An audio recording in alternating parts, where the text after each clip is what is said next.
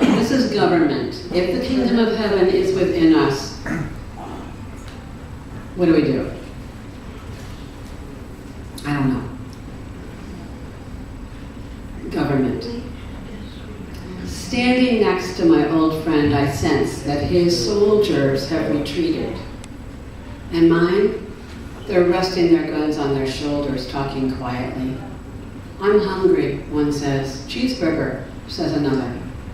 And they all decide to go and find some dinner.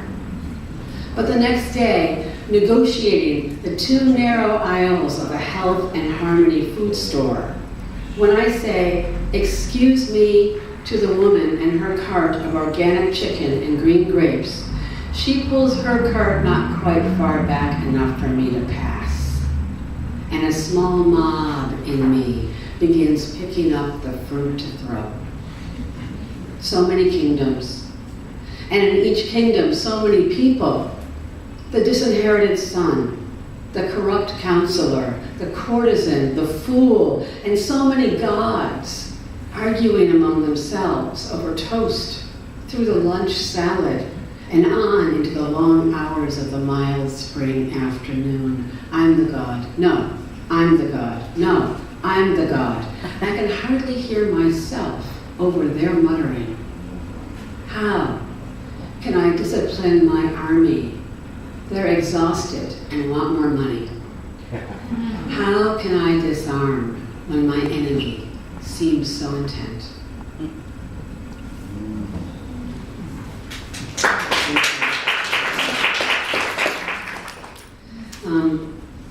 I want to read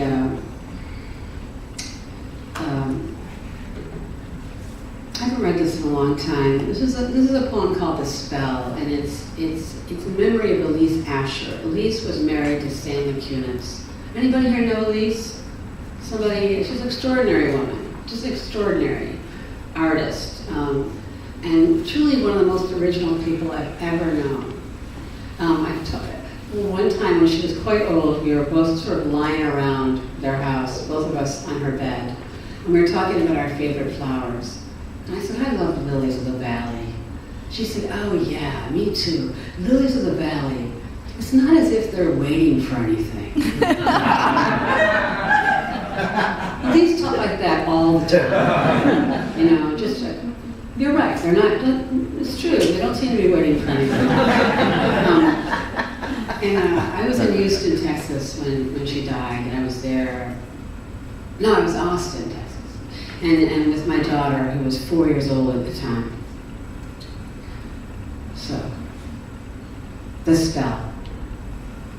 Our 4-year-old neighbor, Pablo, has lost his wand. And so he tries to cast spells with his finger, which doesn't seem to work as well. Then he brings handfuls of dimes and nickels to the couch where I'm sitting, and when I say, "Give me some money," he says no, laughing. "Give me some money," I say, and he says no. Then he draws on a piece of paper a circle with a 10 inside, the word no, an unhappy mouth and eyes, and gives that to me. Why not ask the wand to find itself? "No," he says, shaking his head slowly.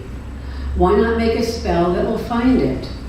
"No," he says, "that won't work." "What about this stick?" his mother says, holding up a chopstick.